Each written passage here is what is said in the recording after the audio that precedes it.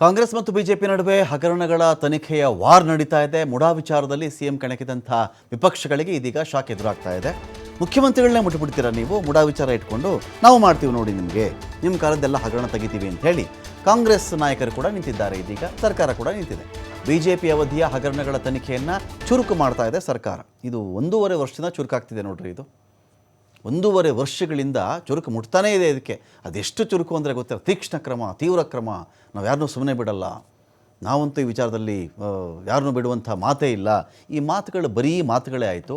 ಈ ಕಾಂಗ್ರೆಸ್ ನೇತೃತ್ವದ ಸರ್ಕಾರಕ್ಕೆ ಹಗರಣಗಳ ವಿಚಾರದಲ್ಲಿ ಇವರು ಹಲ್ಲಿರೋ ಹಾವ ಇಲ್ಲ ಹಲ್ಲು ಕಿತ್ತುಬಿಟ್ಟಿರೋ ಹಾವ ಅಂತ ಗೊತ್ತಿಲ್ಲ. ಬರೀ ಬುಸ್ಕೊಡ್ತಾ ಇರೋದು ಅವಾಗವಾಗ, ತಿಂಗಳಿಗೆ 15 ದಿನಕ್ಕೆ, ಅಮಾವಾಸ್ಯೆಗೊಂದ್ಸಲ, ಪೌರ್ಣಮಿಗೊಂದ್ಸಲ, ಯಾವ್ದಾದ್ರು ನೆನಪಾಗ್ಬಿಟ್ರೆ, ಯಾವ್ದಾದ್ರು ಬಿ ಜೆ ಪಿ ಕಡೆಯಿಂದ ಯಾವ್ದಾದ್ರು ಕೇಸ್ ಬಗ್ಗೆ ತುಂಬ ತೀವ್ರವಾಗಿ ಆಕ್ಷೇಪಗಳು ಬಂದಾಗ, ಅವರು ಟೀಕೆ ಮಾಡಿಬಿಟ್ಟಾಗ ಇದ್ದಕ್ಕಿದ್ದಂತೆ ಇವರು ಬುಸುಗುಡ್ತಾ ಇರ್ತಾರೆ. ಈ ಹಾವಿಗೆ ಹಲ್ಲಿದೆಯಾ ಇಲ್ಲೋ ನಮಗೆ ಗೊತ್ತಿಲ್ಲ. ಆದರೆ ಸದ್ಯಕ್ಕಂತೂ ಏನು ಮಾಡ್ತಾ ಇದ್ದಾರೆ, ನಾವು ಸಬ್ ಕಮಿಟಿ ಮಾಡಿಬಿಡ್ತೀವಿ ಕ್ಯಾಬಿನೆಟ್ನಲ್ಲಿ, ತನಿಖಾ ವರದಿ ಈಗ ಬರುತ್ತವ್ರದ್ದು, ಬಂದ ತಕ್ಷಣ ಯಾರ್ಯಾರ ಮೇಲೆ ಕ್ರಮಗಳಾಗಬೇಕು, ಏನು ಕತೆ ಅಂತ ಹೇಳಿ ಇವರು ಕೂಡ ಒಂದು ಚರ್ಚೆಯನ್ನು ಮಾಡ್ತಾ ಇದ್ದಾರೆ. ವಿಧಾನಸೌಧದಲ್ಲಿ ಕ್ಯಾಬಿನೆಟ್ನ ಸಬ್ ಕಮಿಟಿ ಸಭೆ ಕೂಡ ನಡೀತಾ ಇದೆ. ಕ್ಯಾಬಿನೆಟ್ ಸಮಿತಿ ಸದಸ್ಯರಾಗಿರ್ತಕ್ಕಂಥವರು ಸಚಿವ ಪ್ರಿಯಾಂಕ್ ಖರ್ಗೆ, ಕೃಷ್ಣ ಬೈರೇಗೌಡರು, ಸಂತೋಷ್ ಲಾಡ್ ಉಪಸ್ಥಿತರಿದ್ದಾರೆ. ಅದರಲ್ಲಿ ಯಾವ್ಯಾವ ಪ್ರಕರಣಗಳನ್ನು ತನಿಖೆ ಮಾಡಬೇಕು, ಅನೇಕ ವಿಚಾರಗಳಲ್ಲಿ ಪ್ರಿಯಾಂಕ್ ಖರ್ಗೆ ಅವರು ಅನೇಕ ಹಗರಣಗಳ ಬಗ್ಗೆ ಪ್ರೆಸ್ ಮೀಟ್ ಕೂಡ ಮಾಡಿದಂಥವರು, ಇನ್ಕ್ಲೂಡಿಂಗ್ ಕ್ಯೂನಿಕ್ಸ್ ಸ್ಕ್ಯಾಮ್ ಬಗ್ಗೆ ಸಣ್ಣ ಸ್ಯಾಂಪಲ್ ತೆಗೆದುಬಿಟ್ರೆ 500 ಕೋಟಿ ಮೀರಿದ ಹಗರಣ ಕಾಣಿಸ್ತಾ ಇದೆ.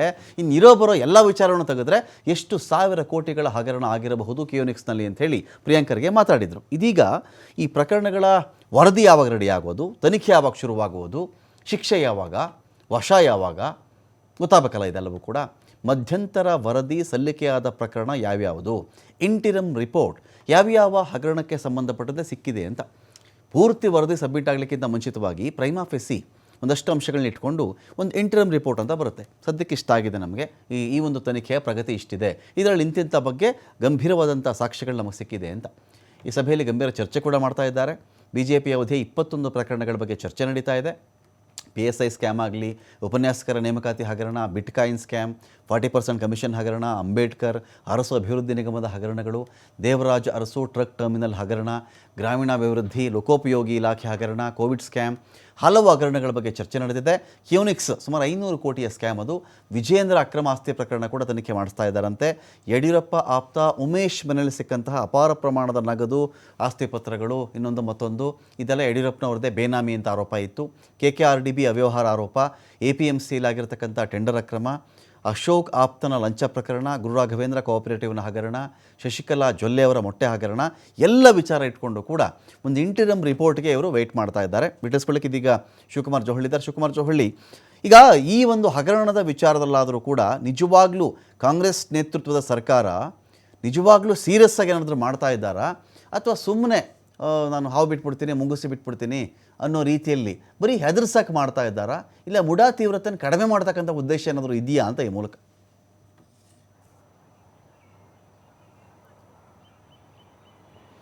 ರಮಕಾಂತ್, ನೀವು ಹೇಳ್ದಾಗೆ ಎಲ್ಲೋ ಒಂದು ಕಡೆ ಮೂಡಾ ಪ್ರಕರಣದಲ್ಲಿ ಮುಖ್ಯಮಂತ್ರಿಗಳನ್ನು ಸಿಲುಕಿಸುವಂಥ ಪ್ರಯತ್ನಗಳು ಯಾವಾಗ ಆಯಿತು, ಪ್ರತಿಪಕ್ಷಗಳು ಅದನ್ನು ಪ್ರಮುಖ ಅಸ್ತ್ರವನ್ನಾಗಿ ಯಾವಾಗ ಮಾಡಿಕೊಂಡು ಆ ನಂತರದಲ್ಲಿ ಸರ್ಕಾರಕ್ಕೆ ಒಂದು ಕಡೆ ಬುದ್ಧಿ ಬಂದಂತೆ ಕಾಣಿಸ್ತಾ ಇದೆ. ಹಾಗಾಗಿ ಈಗ BJP ಸರ್ಕಾರದ ಅವಧಿಯಲ್ಲಿ ಆಗಿರುವಂತಹ ಪ್ರಕರಣಗಳನ್ನು ನಾವು ತನಿಖೆಗೆ ಮಾಡಿಸ್ತೇವೆ, ಈಗ ತನಿಖೆ ಆಗ್ತಾ ಇರುವಂತಹ ಪ್ರಕರಣಗಳಿಗೆ ತ್ವರಿತಗತಿಯ ವೇಗವನ್ನು ಕೊಡ್ತೇವೆ, ಈಗ ಮಧ್ಯಂತರ ವರದಿ ಸಂಪೂರ್ಣವಾದಂಥ ವರದಿಯನ್ನು ಸಲ್ಲಿಸಿರುವಂಥದ್ರ ಮೇಲೆ ನಾವು ಕ್ರಮವನ್ನು ತೆಗೆದುಕೊಳ್ತೇವೆ ಅಂತೇಳಿ ಈಗಾಗಲೇ ಸರ್ಕಾರ ಕೂಡ ಪದೇ ಪದೇ ಸಚಿವರು ಹೇಳಿಕೆಗಳನ್ನು ಕೊಡ್ತಾನೆ ಬರ್ತಾ ಇದ್ದಾರೆ.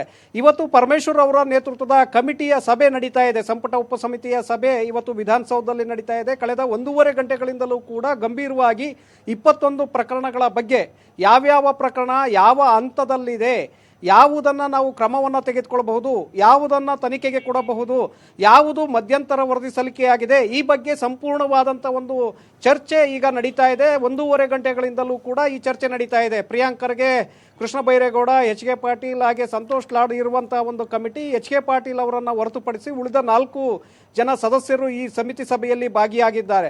ನೀವು ಹೇಳಿದಾಗೆ ಎಲ್ಲೋ ಒಂದು ಕಡೆ, ಯಾಕೆಂದರೆ 1.5 ವರ್ಷ ಆಗಿದೆ ಸರ್ಕಾರ ಅಧಿಕಾರಕ್ಕೆ ಬಂದು, ಇಲ್ಲಿಯವರೆಗೆ ಯಾಕೆ ಸುಮ್ಮನೆ ಇತ್ತು? ಮೂಡಾ ಪ್ರಕರಣ ಯಾವಾಗ ಹೆಚ್ಚಿನ ಪ್ರಮಾಣದಲ್ಲಿ ಸದ್ದು ಮಾಡ್ತೋ ಆಗ ಏನಾದರೂ ಸರ್ಕಾರಕ್ಕೆ ಬುದ್ಧಿ ಬಂತ, ಈಗ ಆ ಪ್ರಕರಣಗಳನ್ನು ಕೈಗೆತ್ತಿಕೊಳ್ಳುವಂಥ ಒಂದು ಪ್ರಯತ್ನವನ್ನು ಮಾಡ್ತಾ ಇದೆಯಾ ಅನ್ನುವಂತಹ ಅನುಮಾನಗಳು ಈಗ ಶುರುವಾಗ್ತಾ ಇದೆ. ಮತ್ತೊಂದು ಕಡೆ ನೋಡೋದಾದ್ರೆ ಇಲ್ಲೆಲ್ಲೋ ಒಂದು ಕಡೆ ಅಡ್ಜಸ್ಟ್ಮೆಂಟು ಅಂದ್ರೆ ಇಂದಿನ ಸರ್ಕಾರ ಇದ್ದಾಗ ನಾವು ಕಾಂಗ್ರೆಸ್ನ ಅವಧಿಯ ಹಗರಣಗಳನ್ನು ನಾವು ಬೆಳಕಿಗೆ ತರ್ತೇವೆ, ತನಿಖೆಯನ್ನು ಮಾಡಿಸ್ತೇವೆ ಅಂತೇಳಿ ಅವರು ಕೂಡ ಹೇಳ್ತಾ ಇದ್ರು. ಆದರೆ ಅವರು ಯಾವುದನ್ನು ಕೂಡ ಮಾಡಲಿಲ್ಲ. ಈಗ ಕಾಂಗ್ರೆಸ್ ಸರ್ಕಾರ ಅಧಿಕಾರಕ್ಕೆ ಬಂದ ನಂತರ 21 ಪ್ರಕರಣಗಳನ್ನು ಹಗರಣಗಳಾಗಿದೆ ಆ ಸರ್ಕಾರದಲ್ಲಿ, ಅದನ್ನು ತನಿಖೆ ಮಾಡಿಸ್ತೀವಿ ಅಂತ ಹೇಳ್ತಾ ಇದ್ದಾರೆ.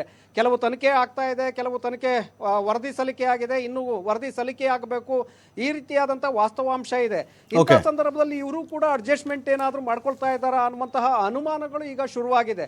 ಯಾಕೆಂದ್ರೆ ಇವರು ಅದೇ ರೀತಿಯಾಗಿ ಮಾಡಿದ್ರು, ಅವರು ಅದೇ ರೀತಿಯಾಗಿ ಮಾಡಿದ್ರು ಅಂತೇಳಿ. ಹೈಕಮಾಂಡ್ ಸ್ಪಷ್ಟವಾದಂತಹ ಸೂಚನೆಯನ್ನ ಕೊಟ್ಟಿದೆ, ಯಾವುದೇ ಕಾರಣಕ್ಕೂ ಕೂಡ ಬಿಡಬೇಡಿ ಅಂತೇಳಿ. ಆ ನಿಟ್ಟಿನಲ್ಲಿ ಏನಾದರೂ ಇವರು ರಮಕಾಂತ್ ಈಗ ಈ ಇಂಟಿರಮ್ ರಿಪೋರ್ಟ್ ಬರೋಕ್ಕೇನೆ 2 ತಿಂಗಳವರೆಗೂ ಆಗುತ್ತೆ ಅಂತ ಹೇಳ್ತಾ ಇದ್ದಾರಪ್ಪ. ಎಲ್ಲ 21 ಪ್ರಕರಣಗಳದ್ದು ಇಂಟಿರಮ್ ರಿಪೋರ್ಟ್ ಬರೋಕ್ಕೆ 2 ತಿಂಗಳಾಗುತ್ತೆ ಅಂತ ಒಂದು ಕಡೆ ಮಾತಿದೆ. ಇನ್ನೊಂದು ಕಡೆ ಜಸ್ಟಿಸ್ ನಾಗಪ್ರಸನ್ನ ಅವರು ವಾದ ಪ್ರತಿವಾದಗಳನ್ನು ಆಲಿಸಿ ಮುಡಾ ಕೇಸಲ್ಲಿ ಪ್ರಾಸಿಕ್ಯೂಷನ್ಗೆ ಕೊಡಬಹುದಾ ಕೊಡಬಾರ್ದಾ ಅಂಥೇಳಿ ಒಂದಷ್ಟು ದಿನನ ಎತ್ತಿಟ್ಟಿದ್ದಾರೆ. ನಾವು ತಿಳಿಸ್ತೀವಿ ಇದ್ರ ಬಗ್ಗೆ ಅಂಥೇಳಿ. ಸೊ ಹೀಗಿದ್ದಾಗ ಇವ್ರು ಇಂಟಿರಮ್ ರಿಪೋರ್ಟ್ ಬರೋಕ್ಕೆ 2 ತಿಂಗಳಾದರೆ ಇವು ತನಿಖೆ ಎಲ್ಲ ಶುರು ಮಾಡಿ ಇವ್ರು ಯಾರನ್ನ ಕರೆದು ಮತ್ತು ಪೂರ್ತಿ ವರದಿ ಬಂದು ಆಮೇಲೆ ಕ್ರಮಗಳಾಕಿನ ಒಂದು ವರ್ಷ 2 ವರ್ಷ ಬೇಕಾಗುತ್ತಾ ಅಂತ ಈ ಸರ್ಕಾರಕ್ಕೆ? ರಮಕಾಂತ್, ನೀವು ಹೇಳ್ದ ಹಾಗೆ ಇಲ್ಲಿ ಒಂದು ಕಡೆ ಎದುರಿಸುವಂತ ಒಂದು ಪ್ರಯತ್ನ ನಡೀತಾ ಇದೆ ಇಲ್ಲಿ.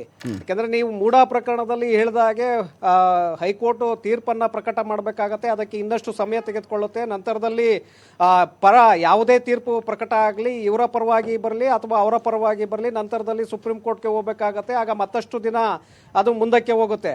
ಹಾಗಾಗಿ 2 ತಿಂಗಳು ಆಗತ್ತೆ ಮಧ್ಯಂತರ ವರದಿ ಬರುತ್ತೆ ಅನ್ನೋದಕ್ಕೆ. ಈಗಾಗಲೇ ಕೋವಿಡ್ ಮಧ್ಯಂತರ ವರದಿ ಸಲ್ಲಿಕೆಯಾಗಿದೆ, PSI ಅಕ್ರಮದ ಮಧ್ಯಂತರ ಈಗಾಗಲೇ ವರದಿ ಸಲ್ಲಿಕೆಯಾಗಿದೆ. ಇದರ ಬಗ್ಗೆ ಏನು ಸರ್ಕಾರ ಇಲ್ಲಿಯವರೆಗೆ ಕ್ರಮವನ್ನ ತೆಗೆದುಕೊಂಡಿಲ್ವಲ್ಲ. ಸೊ ಇದನ್ನು ಕೂಡ ನಾವು ನೋಡ್ಬೇಕಾಗತ್ತೆ. ಸರ್ಕಾರ ಒಂದು ಕಡೆ ಆ ಪ್ರಕರಣ ಏನಾಗತ್ತೆ, ತೀರ್ಪು ಏನು ಬರುತ್ತೆ ಅನ್ನುವಂಥದ್ದೇನಾದ್ರೂ ಕಾಯ್ದುಕೊಂಡು ಕೂತಿದ್ಯಾ, ತದನಂತರದಲ್ಲಿ ನಾವು ಕ್ರಮವನ್ನ ಜರುಗಿಸಬಹುದು ಅನ್ನುವಂಥ ನಿಟ್ಟಿನಲ್ಲಿ ಯೋಚನೆಯನ್ನ ಮಾಡ್ತಿರ್ಬೋದು. ಈಗ 2 ತಿಂಗಳು ಮಧ್ಯಂತರ ವರದಿ ಬರೋದಕ್ಕೆ ಬೇರೆ ಪ್ರಕರಣಗಳಲ್ಲಿ ಆಗುತ್ತೆ ಅಂದ್ರೆ ಅಲ್ಲಿಯವರೆಗೆ ಆ ತೀರ್ಪು ಪ್ರಕಟ ಆಗತ್ತೆ. ಆ ನಂತರ ಪರ ಬರುತ್ತಾ ವಿರೋಧ ಬರುತ್ತಾ ಅದನ್ನು ನೋಡಿ ನಂತರದಲ್ಲಿ ನಾವು ತೀರ್ಮಾನವನ್ನ ಮಾಡೋಣ ಅನ್ನುವಂಥ ನಿಟ್ಟಿನಲ್ಲಿ ಕೂಡ ಲೆಕ್ಕಾಚಾರವನ್ನ ಆಗ್ತಾ ಇರ್ಬೋದು. ಯಾಕೆಂದ್ರೆ ಸರ್ಕಾರಕ್ಕೆ ಕ್ರಮವನ್ನ ತೆಗೆದುಕೊಳ್ಬೇಕು ಅನ್ನುವಂಥ ಮುತುವರ್ಜಿ ಇದ್ದಂತೆ ಕಾಣಿಸ್ತಾ ಇಲ್ಲ. Okay, thank you Shivu.